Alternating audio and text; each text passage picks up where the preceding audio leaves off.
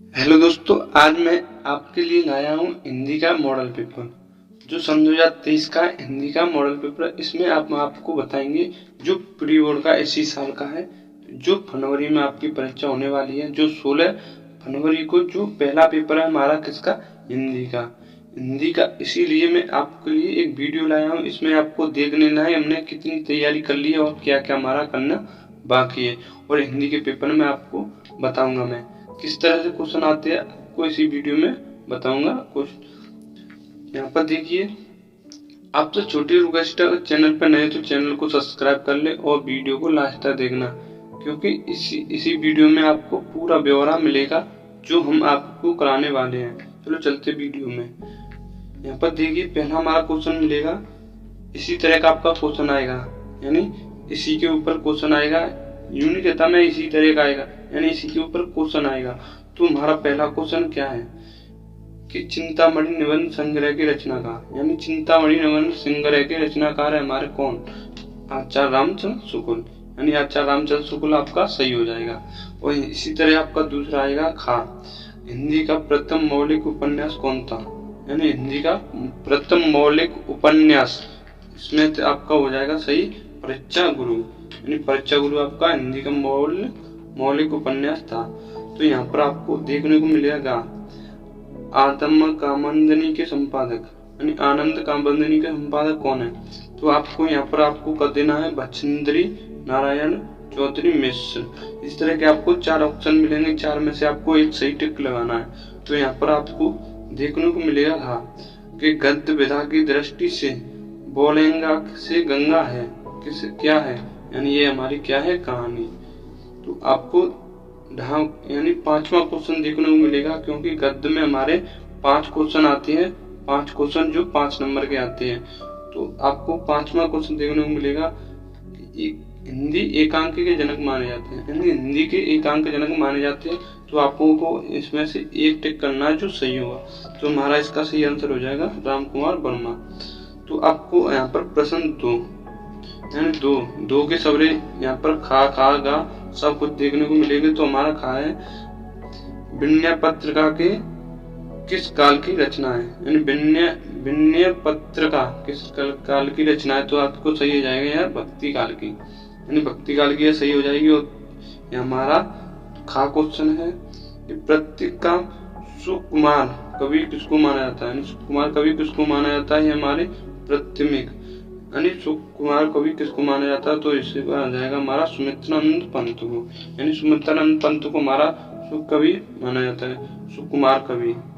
तो अष्टयाप के कवियों का संबंध भक्ति काल की किस शाखा से था, यानी अष्टचाप कवियों का संबंध भक्ति काल में किससे था। तो यहाँ पर आपको सही देखने को मिल जाएगा, यानी भक्ति काल कह रहा है तो हमारी भक्ति काल में हो जाएगा हमारा कृष्ण भक्ति शाखा, यानी कृष्ण भक्ति शाखा में था। यहाँ पर हो जाएगा तार शतक के संबंध है, तार शतक का संबंध है किससे।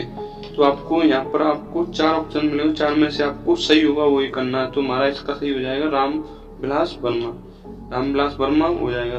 ओके, तो यहाँ पर आपको डा क्वेश्चन है, यानी पद का डा क्वेश्चन एंड का, यानी पद में भी आपके 5 नंबर के आते हैं और गद्य में भी आपके 5 नंबर के आते हैं। तो हमारा अंतिम क्वेश्चन हो जाएगा कामायनी में सर्गों की संख्या, यानी पद का अंतिम क्वेश्चन क्या हो जाएगा, कामायनी में सर्गों की संख्या। तो हमारा कितना हो जाएगा 15, इसमें 15 हमारी कामायनी की संख्या है।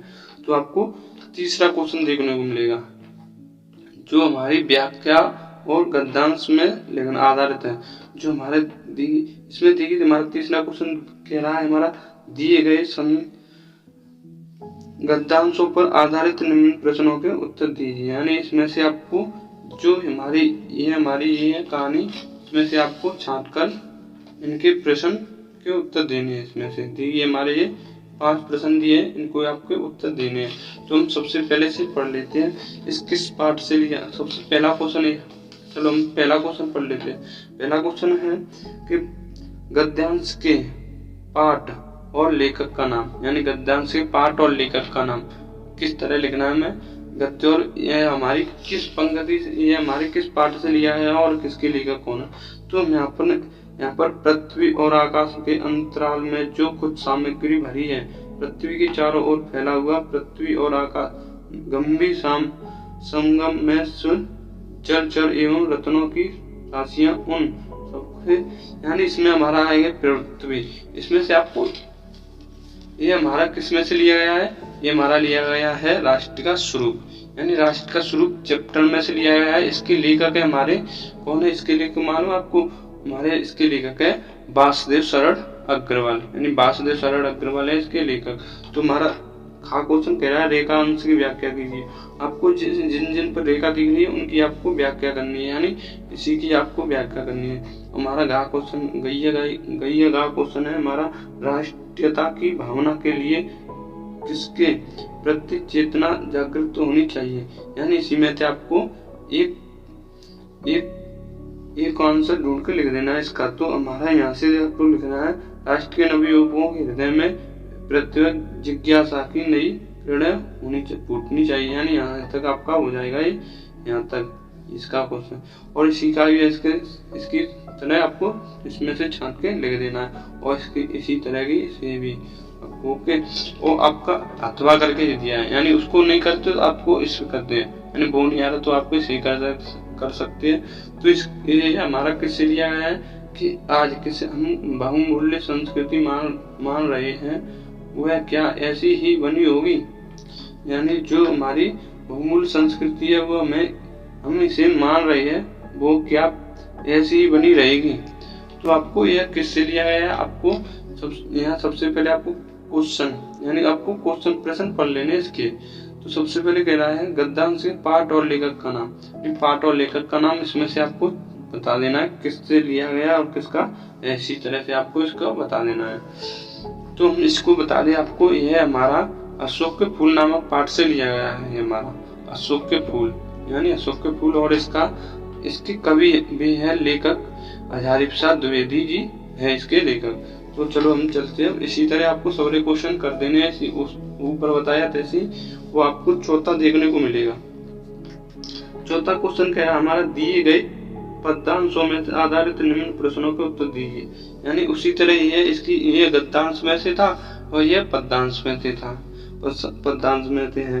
इसे हम कैसे करेंगे, चलो चलते हैं बताते हैं। मैं मेरे प्यारे नव जलद से पंकज में नेत्र वाले, यानी इसके क्वेश्चन दिए पहले इसने पढ़ लेते ताकि बाद इसमें से करेंगे कि राधा किसके द्वारा कृष्ण को संदेश भेज रही है, यानी राजा किसके द्वारा संदेश किसको भेज रही है, किसके द्वारा कृष्ण को संदेश भेज रही है। तो आपको इसमें से छांट के लिख देना है कि राधा पवन दूत का द्वारा कृष्ण को संदेश भेज रही है, इसमें से ओके इसी तरह कर देना है। उसी तरह आपको यही क्वेश्चन कर देना है कि कृष्ण का सौंदर्य कैसा है, यानी कृष्ण का सौंदर्य कैसा है, इसमें से आपको लिख देना है ओके। तो यहाँ पर तीसरा क्वेश्चन दिया है, यानी गैये का क्वेश्चन दिया है हमारा, रेखा कित अंश की व्याख्या, यानी इसकी जो इस पर जो अंडरलाइन हो रही है इसमें आपको रेखांश की व्याख्या करनी है, यानी कि व्याख्या करनी है आपको, यानी शुद्ध हिंदी आपकी इसी करना है। तो उपयोग गद्यांश के शीर्ष और कवि का नाम, यानी उपयोग गद्यांश यानी किस पाठ से लिया गया है और इसके कवि कौन है, तो आपको कर देना है। तो इसके बता दें हम, इसके कवि हमारे कौन, हरिओत सिंह उपाध्याय, हरिओत सिंह उपाध्याय इसके कवि हैं। और यह हमारा पाठ लिया गया है पवन दूत का नामक पाठ से, लिया गया है ये हमारा, अथवा करके ये हमारा दिया है।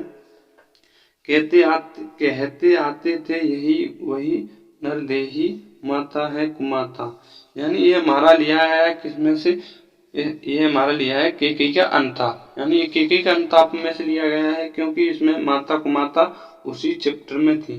तो आपको इसमें से इसी तरह के इसे क्वेश्चन करने हैं, इसी तरह से यही करने हैं, नहीं करना ऐसे तो इसमें से आपको एक करनी है ओके। तो हमारा यहाँ पर आ गया हमारा पांचवा क्वेश्चन हमारा क्या कह रहा है कि निम्नलिखित में से किन्हीं एक लेखक का साहित्य परिचय देते हुए उनकी प्रगति रचना का उल्लेख कीजिए, यानी आपको इन तीनों में से एक का साहित्य परिचय लिखना है, चाहे आप वासुदेव शरण अग्रवाल का लिख दो, चाहे डॉक्टर APJ अब्दुल कलाम को लिख दो, चाहे हजारी प्रसाद द्विवेदी का, इसमें से आपको एक करना है और आपको 5 नंबर मिल जाएंगे। तो उसी प्रकार हमारा खा, निम्नलिखित में से किसी एक कवि का साहित्य परिचय देते हुए इनकी मुख्य कीर्ति का उल्लेख कीजिए। यानी मुख्य कीर्ति का उल्लेख करना है। इसमें से एक कवि है, वह लेखक थे, एक कवि है, इनमें से आपको एक करना है। किसी भी कर दो, इसे कर दो या इसे कर दो, या मैथिली सरगुप्त कर दो, या जयशंकर प्रसाद कर दो, या रामधारी सिंह दिनकर कर दो। आपको इनमें से एक का साहित्य परिचय लिखना है। तो आपको 6वां क्वेश्चन देखने को मिलेगा। ये हमारा 6वां क्वेश्चन है। ये हमारा कह रहा है पंचलैट अथवा बहादुर कहानी का सारांश अपने शब्दों में लिखिए। यानी जो तुम्हारी किताब में पंचलैट और बहादुर कहानी दी है, इनमें से आपको एक कहानी अच्छी तरह पढ़ लेनी है, जो कुछ आपको याद रहे। यानी जो कुछ एक कहानी पढ़ने के बाद जो कुछ आपको याद है वो अपने शब्दों में आपको लिखना है इसमें। ओके, और यहाँ पर आपको इसे नहीं करने तो आप इसे कर दो, ध्रुव तारा कहानी के उद्देश्य पर प्रकाश डालिए। यानी इसे ना करना तो इसे कर देना, तो आपको बेहतर लगेगा आप इनमें से दोनों में से एक कर दें, क्योंकि यही इम्पोर्टेंट इनको आपको याद कर लेना है। तो आपको 7वां क्वेश्चन मिलेगा, अपने पाठ्यखंड काव्य के नायक की सचित्र विशेषता पर प्रकाश डालिए। यानी आपके जो आपका दिया जाता है नायक, यानी सचित्र आपका नायक दिया है, तो आपको सचित्र लिखना है हर्षवर्धन का, और आपको नायिका दी जाए तो आपको राजश्री का सचित्र लिखना है। क्योंकि इसी तरह आपको देखने को मिलेगा, आपको इसमें से आपको एक लिखने देना है और आपको 5 नंबर पक्का हो जाएंगे। इस तरह आपको देखने को मिलेगा त्यागपति खंड काव्य खंड की कथा वस्तु की संक्षिप्त में लिखिए। यानी आपको कुछ इस तरह का आपको मिलेगा। यहाँ पर देखिए कुछ इस तरह आपको देखने को मिलेगा, ये आपको पढ़ लेनी है और याद कर लेनी है अच्छी तरह। इसी में से आपको एक पढ़ जाएगा। यहाँ पर देखिए संक्षिप्त में बताते हैं क्या लिखना है। यहाँ पर देखिए यह दिया है हमारा, इसमें से आपको एक लिख देना है। चाहे आप हर्षवर्धन का लिखिए, अगर नायिका पूछे तो आपको हर्षवर्धन का लिखना है। यानी नायिका पूछे तो आपको किसका लिखना है, हर्षवर्धन का, यानी हर्षवर्धन का लिखना है। और नायिका पूछे तो आपको किसका लिखना है, राजश्री का। यानी राजश्री का हमारा ये रहा, हमारा राजश्री का ये रहा, यानी राजश्री का हमारा ये रहा। इसमें से आपको ये भी याद कर लेना है, ये बहुत मोस्ट इम्पोर्टेंट है, इससे आपको 5 नंबर मिलेंगे। चलो चलते हैं अगले क्वेश्चन पर। अगला क्वेश्चन हमारा क्या कह रहा है, यहाँ पर देखिए अगला क्वेश्चन है हमारा 8वां क्वेश्चन है हमारा। इसमें से आपको संस्कृत यानी संस्कृत दी जाएगी। इसमें से आपको कह रहा है दिए गए संस्कृत गद्यांशों में से किसी एक का संदर्भ में हिंदी में अनुवाद कीजिए। यानी या इसका हिंदी में अनुवाद कर दीजिए या इसका, इनमें से आपको एक दोनों में से एक का आपको अनुवाद करना है हिंदी में। तो आपको खा में दिया गया है, तो दिए गए श्लोकों में से किसी एक का संदर्भ हिंदी में बनाइए। यानी आपको या इधर का इसका बना दिए संदर्भ या इसका, यानी संदर्भ देकर हिंदी में कह दीजिए। तो हम इसका बता दें, हम इसका कि प्रस्तुत पद्यांश हमारी हिंदी के संस्कृत खंड के स्वस्थ रत्नानी नामक पाठ से लिया गया है। ओनली इतना लिखना है आपको, और ना इसके लेखक तो होते नहीं है क्योंकि और इसकी हिंदी बना दी है। तो यह कह रहा है ना चुरा है ना राजहर्ष ना भ्रातर ना ही भार करे। यानी इसकी हिंदी हो जाएगी ना ही यह राजा चोर द्वारा चुराई जा सकती है। यानी विद्या एक ऐसा धन है, ना ही चोर द्वारा चुराई जा सकती है, ना ही राजा द्वारा छीनी जा सकती है, ना ही भ्राता द्वारा बांटी जा सकती है, यानी भाई द्वारा बांटी जा सकती है, ना ही ये भास्कर है, यानी ना ही इसमें कोई बोझ है, और यह सभी धनों में प्रधान है, यानी सभी धनों की प्रधान है। इसमें से आपको एक कर देना है इसमें से। और यहाँ पर आपको 9वां क्वेश्चन देखने को मिलेगा कि निम्नलिखित मुहावरों और लोकोक्तियों में से किसी एक का अर्थ लिखकर वाक्य में प्रयोग कीजिए। यानी वाक्य प्रयोग करना है, इनमें से एक का अर्थ लिख के। तो हम पहला ही ले लेते हैं अपना उल्लू सीधा करना। यानी अपना उल्लू सीधा करना, अपना काम निकालना। ओके, इसका वाक्य प्रयोग आपको कर देना है और आपको इसमें से किसी का भी कर सकते हैं, आपको एक करना है इसमें से। ओके, तो आपको यह नीचे 10वां क्वेश्चन देखने को मिलेगा। निम्न शब्दों में से संधि विच्छेद के सही विकल्प का चयन कीजिए। यानी आपको बधुस्था का संधि विच्छेद करना है। यानी आपको 4 विकल्प दिए हैं, तो आपको इनमें से एक कर देना है। तो हमारा पहला विकल्प सही हो जाएगा, बधु प्लस उत्सव, यानी बधु प्लस उत्सव हो जाएगा हमारा सही। चलो चलते हैं हम अगले क्वेश्चन में। यहाँ पर आपको दिया गया है नाविक का संधि विच्छेद, यानी नाविक का संधि विच्छेद हमारा क्या हो जाएगा, इसका होता है 9+1, यानी 9+1 इसका सही संधि विच्छेद हो जाएगा। और यहाँ पर हमारा तीसरा दिया है पित्रादेश का संधि विच्छेद, यानी पित्रादेश का संधि विच्छेद होता है हमारा पितृ प्लस आदेश, यानी पितृ आदेश। ओके, तो हमारा खा हो जाएगा नामे में विभक्ति का वचन, यानी नामे की आपको विभक्ति ढूंढनी है, कौन से वचन है इसमें हो जाएगा हमारा चतुर्थीय एक वचन। ओके, हमारा दूसरा होगा आत्मा शब्द का आत्मन के, यानी आत्मा शब्द का एक विभक्ति ढूंढनी है हमारी, क्या हो जाएगी हमारी तीसरी विभक्ति का एक वचन, यानी तीसरी विभक्ति का एक वचन हो जाएगा इसका हमारा। ओके, तो हमारा 11वां क्वेश्चन है, सही विकल्प चुनकर अर्थों का अंतर स्पष्ट कीजिए। आपको इसका अंतर स्पष्ट करना है। ओके, तो आपको इसमें से अंतर स्पष्ट कैसे करेंगे, तो सावण सावण सावण, यानी सावण और सावण। आपको यहाँ पर सावण माने होता है कान और सावण माने होता है बिच्छू, यानी इसका कान और बिच्छू सही हो जाएगा। ओके, नीति अनीति, नीति मान निश्चित, अनीति माने भाग्य, तो आपका पहला सही हो जाएगा। ओके, तो करी शब्द का सही अर्थ चुनकर लिखिए, यानी करी शब्द का होता है हमारा हाथी, यानी करी शब्द का हमारा क्या होता है हाथी। और यहाँ पर दिया है दूसरे नंबर पर मुद्रा का सही अर्थ क्या है, यानी मुद्रा का सही अर्थ है हमारा क्या, आकृति। ओके, सही है। और यहाँ पर हो जाएगा आप निम्नलिखित में से किन्हीं 2 वाक्यों के लिए एक शब्द लिखिए, यानी 2 वाक्यों के लिए एक शब्द लिखना है इसमें से। ओके, तो इसकी इच्छा बहुत ऊंची हो, यानी जिसकी इच्छा बहुत ऊंची हो, तो इसमें से आ जाएगा महाकांक्षी। और दूसरा क्वेश्चन कह रहा है जो कुछ बहुत जानता हो, यानी जो कुछ बहुत जानता हो उसका क्या हो जाएगा इसमें से बहुज्ञ, यानी सब कुछ जानता हो तो सर्वज्ञ हो जाता। ओके, तो यहाँ पर आपको देखने को मिलेगा, यहाँ पर निम्नलिखित वाक्यों में से किन्हीं 2 वाक्यों को शुद्ध करके लिखिए, यानी इनमें से आपको ये अशुद्ध इनको आपको शुद्ध करना है। जैसे दर्शन करूंगा के स्वामी जी के, तो आपको क्या हो जाएगा, मैं स्वामी जी के दर्शन करूंगा। आपको इसी तरह आपको शब्द इसमें से 2 शब्द आपको लिखने हैं, 2 या ऐसे लिख दो या ऐसे लिख दो, किसी को लिख देना है।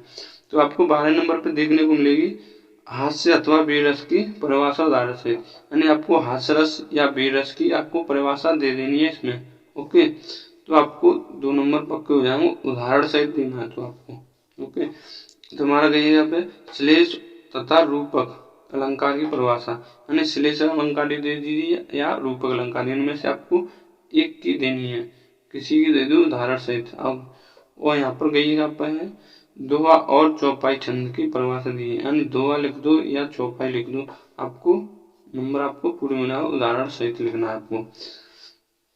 3वां क्वेश्चन है किसी इंटरमीडिएट कॉलेज में लिपि के पद पर किन्हीं नियुक्त की कॉलेज के प्रधान को प्रधान पत्र, यानी आपको कॉलेज के लिए ऐसा नियुक्त, यानी वहां पर कोई सीट खाली है उसके लिए आपको उसके ऊपर आपको एक लेटर लिखना है, अथवा उसे नहीं लिखना है तो आपको अपने सबसे बेस्ट ये है हमारा अपने गांव में सुरक्षा एवं सफाई हेतु अपने क्षेत्र के उप जिला अधिकारी को प्रार्थना पत्र भेजिए।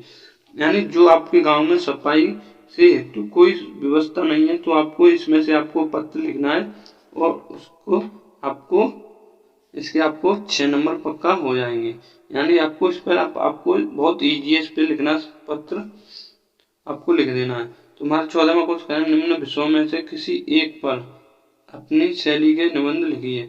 यानी आपको इसमें से निबंध लिखना है। राष्ट्र का एकता पर निबंध लिख दीजिए, या नई राष्ट्रीय नीति शिक्षा नीति पर सन 2020 पर आपको लिखना है। बेटी बचाओ बेटी पढ़ाओ, इस पर आपको लिख देना है। किसी पर आपको एक निबंध लिख देना है, तो आपको 9 नंबर पक्के हो जाएंगे। ओके, तो आज की वीडियो आपको बहुत अच्छी लगी होगी। चलो मिलते हैं अगली वीडियो में, तब तक के लिए बाय बाय, टेक केयर।